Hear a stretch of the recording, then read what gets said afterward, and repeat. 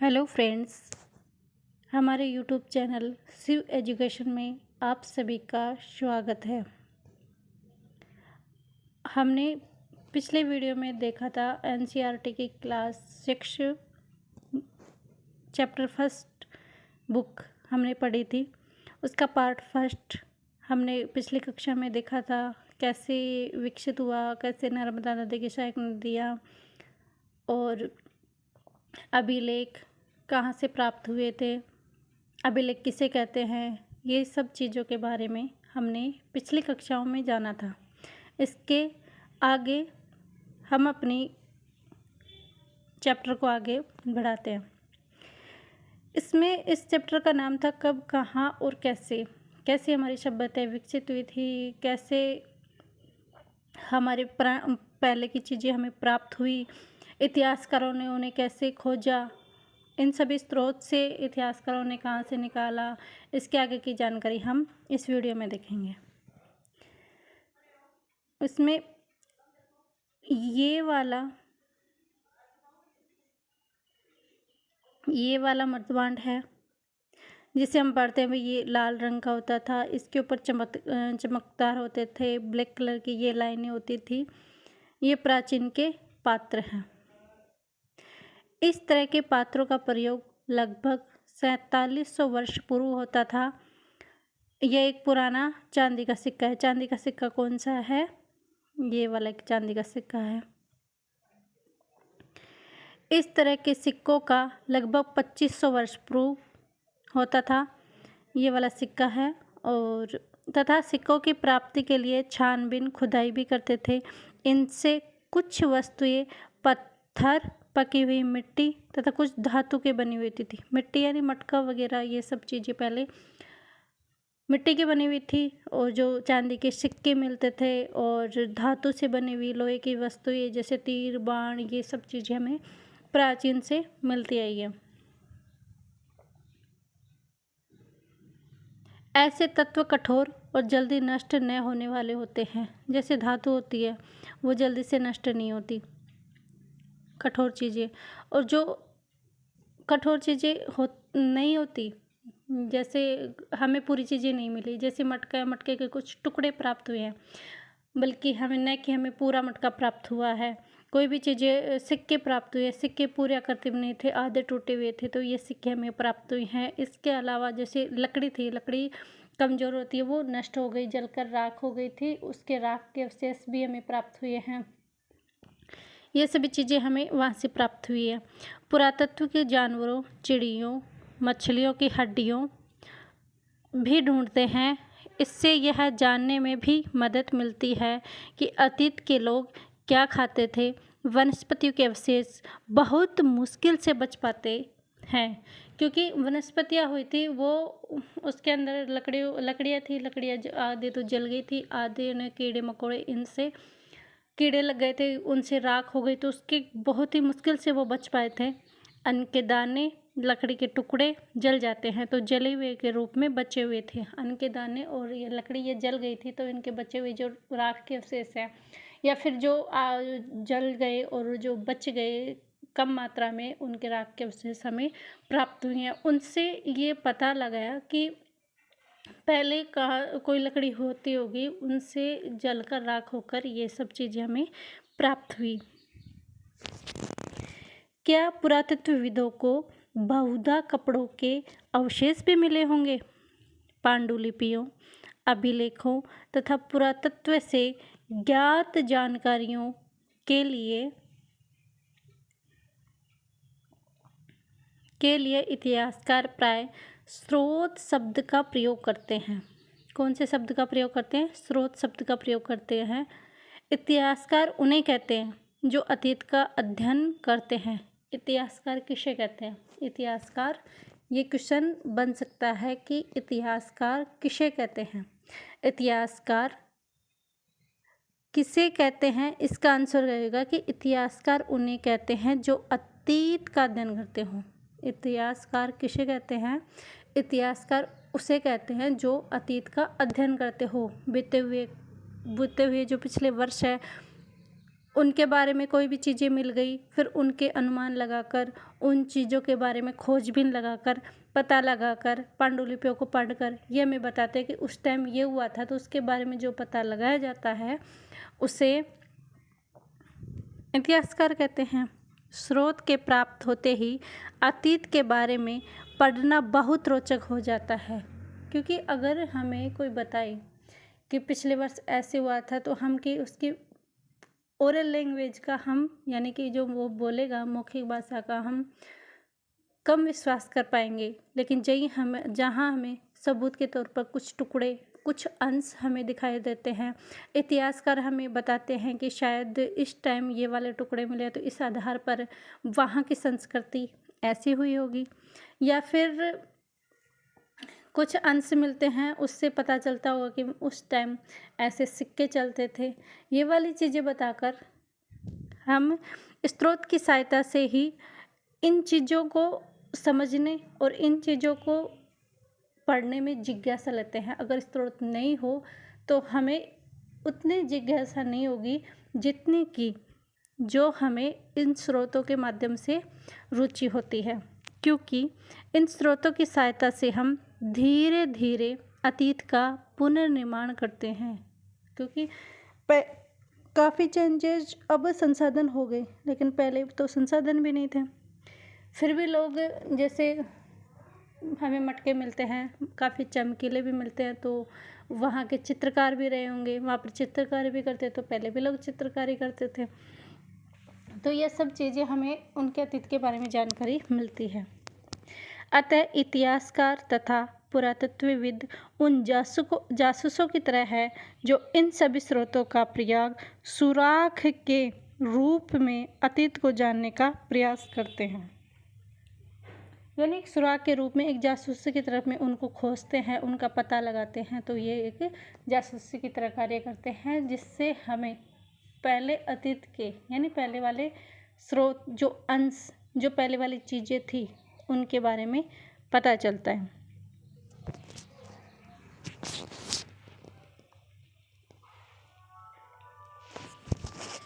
अतीत एक या अनेक। क्या तुमने इस पुस्तक के शीर्षक हमारे अतीत का ध्यान दिया? यहाँ अतीत शब्द का प्रयोग बहुवचन के रूप में किया जाता है। ऐसा इस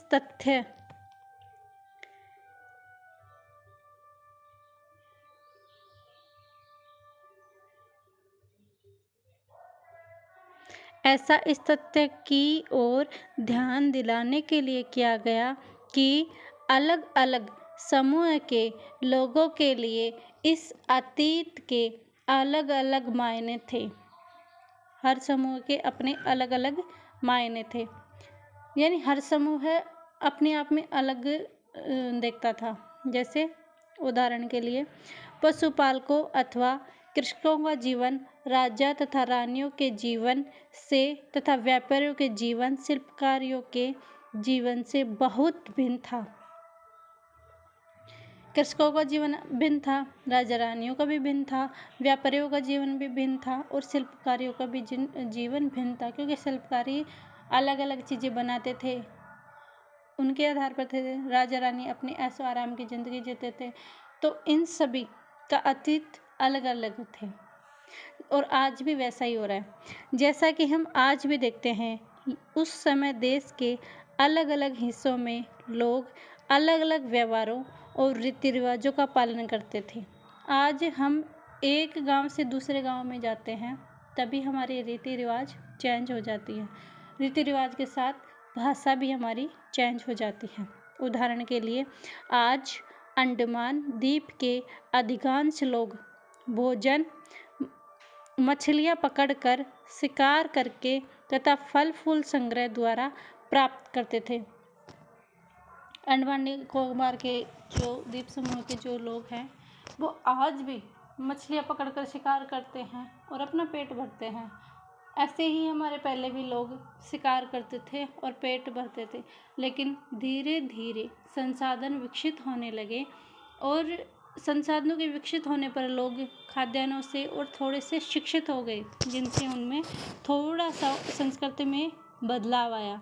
लेकिन आज भी वही स्थिति है कि एक गांव से दूसरे गांव में जाने पर संस्कृति और भाषा दोनों चेंज हो जाती है।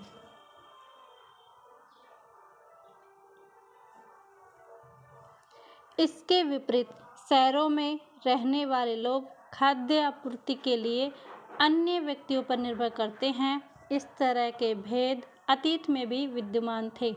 जैसे आज भी अन्य व्यक्तियों पर शहरी लोग अन्य व्यक्तियों पर निर्भर करते हैं।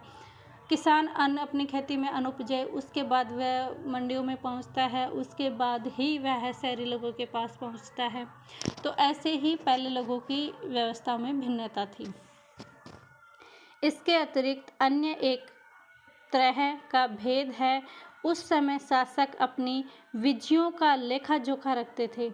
जो भी शासक जीतता था वो अपनी विजयों के बारे में, वहाँ के जो विद्वान गण बैठते थे वो उनको लिखते थे।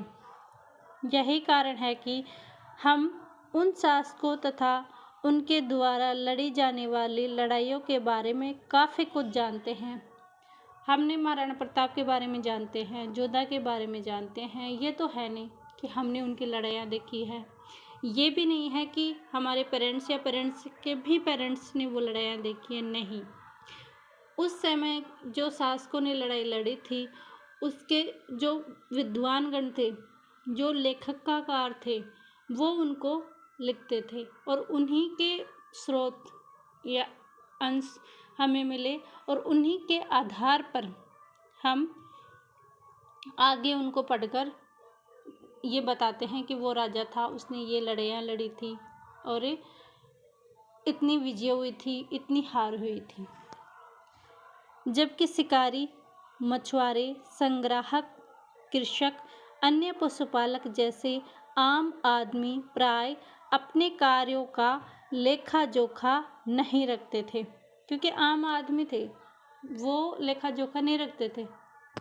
वो अपने जो कार्य थे उन्हें लिखा नहीं करते थे, क्योंकि उनकी मेहनत मजदूरी होती थी, पूरा दिन उसी में व्यस्त था। वो शिक्षित भी नहीं थे कि वो उनको लिख सके, और उस समय इतनी मतलब कि संसाधन भी नहीं थे कि हर आदमी अपने कार्यों को लिख सके।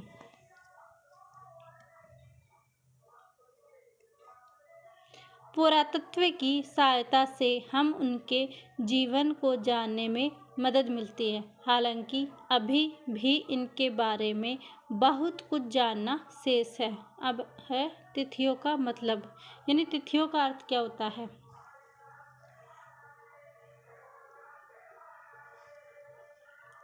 अगर कोई तुमसे तिथि के विषय में कुछ पूछे तो तुम शायद उस दिन की तारीख, माह, वर्ष, जैसे कि 2000 या इसी तरह कोई वर्ष बताओगे। कोई हमसे पूछे तिथि क्या थी, उस समय क्या तिथि थी, तो हम उसका कोई वर्ष, माह या कोई तारीख बताएंगे। वर्ष की गणना ईसा धर्म प्रवर्तक ईसा मसीह के जन्म की तिथि से की जाती है। हम वर्ष की गणना किससे करते हैं? ईसा मसीह के जन्म की तिथि से। 200 वर्ष कहने का तात्पर्य ईसा मसीह के जन्म के 2000 वर्ष के बाद से है। ईसा मसीह के जन्म के पूर्व की सभी तिथियां ईसा पूर्व के रूप में जानी जाती है। ईसा यानी ईसा, पूर्व यानी पहले। ईसा पूर्व 2000 से पहले, यानी ईसा के जन्म से पहले। ईसा पूर्व ईसा पूर्व से पहले। इस पुस्तक में हम 2000 को अपना आरंभिक बिंदु मानते हुए वर्तमान के पूर्व की तिथियों का उल्लेख करेंगे।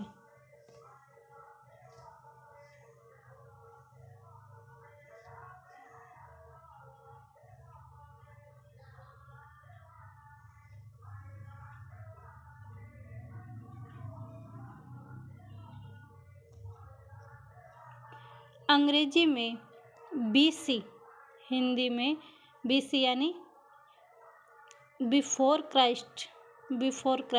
BC यानी बिफोर क्राइस्ट, ईसा पूर्व होता है।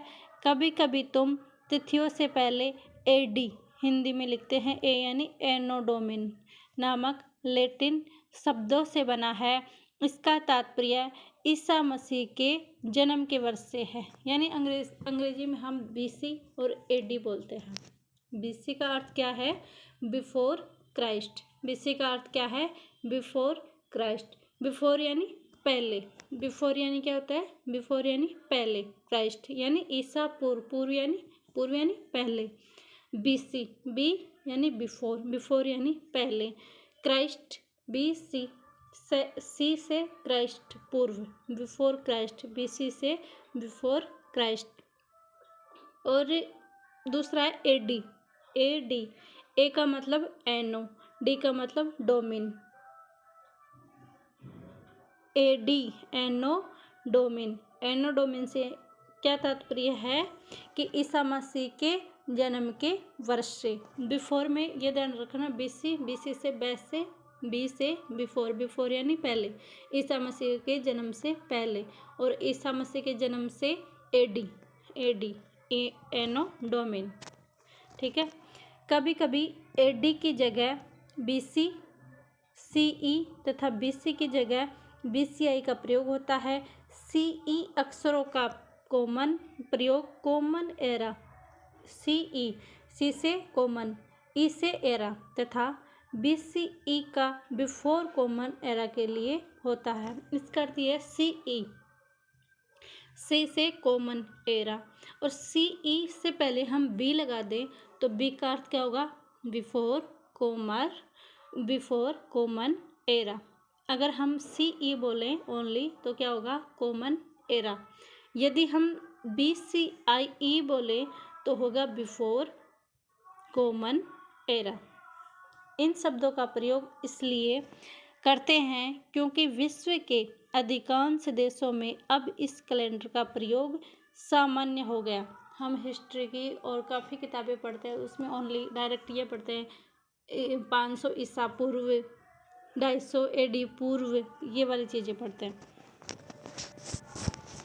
इसका भारत में तिथियों के इस रूप का प्रयोग लगभग 200 वर्ष पूर्व प्रारंभ हुआ था। कभी कभी अंग्रेजी के BP अक्षरों का प्रयोग होता है जिसका तात्पर्य बिफोर प्रेजेंट यानी वर्तमान से पहले। बिफोर प्रेजेंट यानी वर्तमान, बिफोर यानी पहले, वर्तमान से पहले। BP बिफोर प्रेजेंट, बिफोर यानी पहले, प्रेजेंट यानी वर्तमान, वर्तमान से पहले होता है।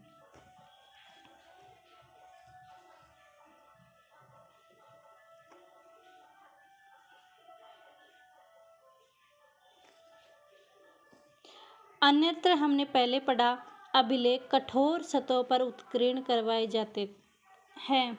हमने अभी पिछली कक्षा में पढ़ा था कि अभिलेख कोई पत्थर पे उत्कीर्ण किए जाते थे या कोई ताम्र पत्रों पर उत्कीर्ण किए जाते थे जो कभी उनका अंश खत्म नहीं होता था, नष्ट नहीं होते थे, क्योंकि वो कठोर पे लिखे होते, पत्थर पे लिखे हुए होते थे।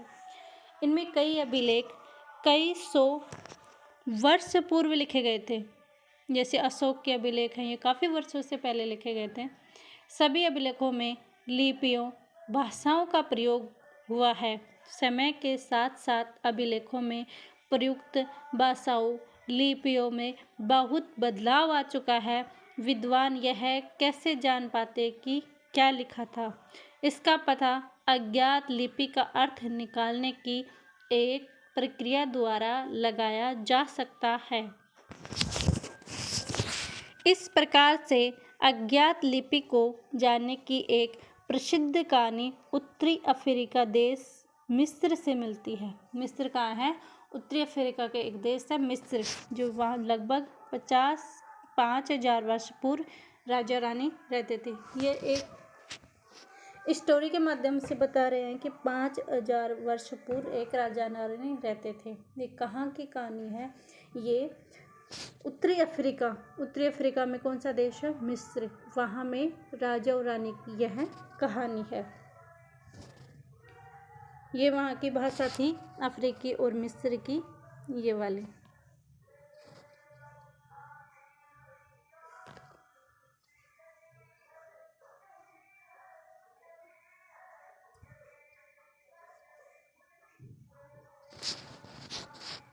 मिस्र के उत्तरी तट पर रोसट्टो, ये उस वहाँ का कस्बा का नाम है, रोसट्टो नामक एक कस्बा है।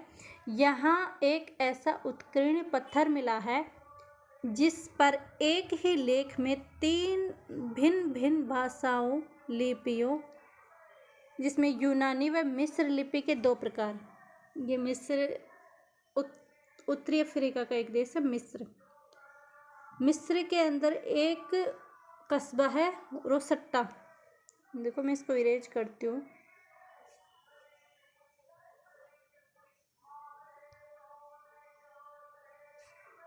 ये रोसट्टा,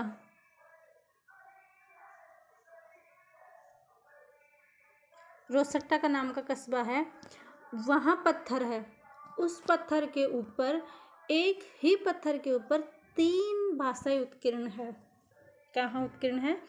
3 भाषाएं उत्कीर्ण है, जिसमें एक तो है यूनानी और 2 है मिस्र लिपि के प्रकार। कहाँ है? ये क्वेश्चन एग्जाम में आने लायक है कि ऐसा अभिलेख कहाँ है जिसके ऊपर 3 लिपि भाषाएं लिखी गई है एक ही पत्थर पर।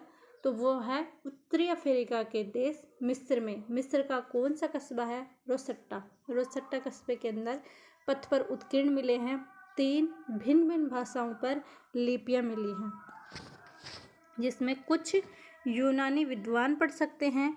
उन्होंने बताया कि यहाँ राजाओं रानियों के नाम एक छोटे फ्रेम में दिखाए गए हैं।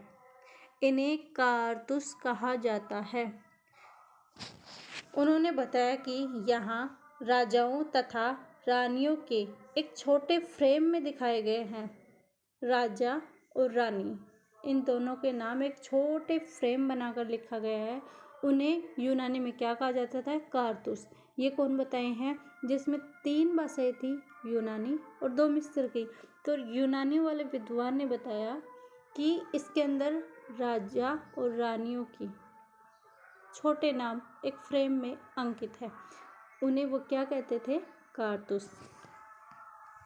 इसके बाद कुछ विद्वानों ने यूनानी तथा मिस्र संकेतों को अगल बगल रखते हुए मिस्री अक्षरों का समानार्थ ध्वनियों की पहचान की, क्योंकि तुम देख सकते हो कि यहाँ एल अक्षर के लिए शेर और ए अक्षर के लिए चिड़िया के चित्र बने हैं। एक बार जब उन्होंने यह जान लिया कि भिन्न अक्षर उनके लिए प्रयुक्त हुए हैं, वे आसानी से अन्य अभिलेखों को भी पढ़ सकते हैं। क्योंकि इसमें कहना ये कि क्या चाह रहा है कि भिन्न अक्षर किन के लिए प्रयुक्त हुए हैं? अलग अलग भाषाओं के लिए। वो इसमें हम आसानी से देख सकते हैं। देखें, ये देखो,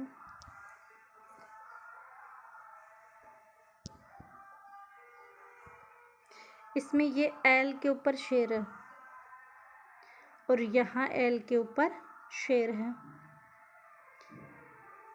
ऐसे उन्होंने, जैसे ये ए पे चिड़िया है तो यहाँ ए पे भी चिड़िया है, या ओ पे ये माउस जैसा कुछ है, यहाँ पे भी ऐसा है। तो इन मिक्स भाषाओं में देखा उन्होंने कि अलग अलग मिक्स भाषाएं हैं। इनके आधार पर ही उन्होंने उन संकेतों को पढ़कर आगे की बताया कि शायद वहाँ ऐसा कुछ हुआ होगा। ये हमने चित्र के बाद में पूछी और ये एमसीक्यू है। इसमें कुछ तिथियां है। ये मोस्ट है। कृषि का आरंभ 8000 वर्ष पूर्व। कृषि का आरंभ कब हुआ था? 8000 वर्ष पूर्व। सिंधु सभ्यता के प्रथम नगर कब विकसित हुए थे? 4700 वर्ष पूर्व। गंगा घाटी के नगर मगध का सबसे बड़ा राज्य। मगध का सबसे बड़ा राज्य कौन सा है? गंगा घाटी। वह कब हुआ था? 2500 वर्ष पूर्व। और वर्तमान लगभग 2000 वर्ष पूर्व। ये इम्पोर्टेंट है। कृषि का आरंभ 8000 वर्ष पूर्व। सिंधु सभ्यता के प्रथम नगर 4700 वर्ष पूर्व। गंगा घाटी के नगर मगध का सबसे बड़ा राज्य कौन सा है? गंगाघाटी। उसका कब हुआ था? 2500 वर्ष पूर्व और वर्तमान लगभग 2000 पूर्व। ये हमारे एनसीईआरटी चैप्टर फर्स्ट कंप्लीट हो गया है। मैं आशा करती हूँ कि आप सभी को ये समझ में आया होगा। आप सभी के अगर ये समझ में आए तो आप इसे लाइक करें, शेयर करें और सब्सक्राइब करें, क्योंकि एनसीईआरटी ये अभी से टेट का एग्ज़ाम जुलाई में होने की संभावना है और एनसीईआरटी में 6 से 8 जो सीटेट होता है पेपर 2 में, उसमें एनसीईआरटी से ही क्वेश्चन आते हैं और लगभग 60 क्वेश्चन इसी एनसीईआरटी में आने हैं। लगभग 120 क्वेश्चन, 120 नंबर और 60 क्वेश्चन इसी एनसीईआरटी में आएंगे और वो कि हम पूरी कंप्लीट कराएंगे एसएसटी के लिए। तो आप सभी इसको चैनल को लाइक करें, शेयर करें और सब्सक्राइब करें, जिससे भी इसकी नीड होगी वो इसे देख सके और अपना एग्ज़ाम क्रैक कर सके। धन्यवाद।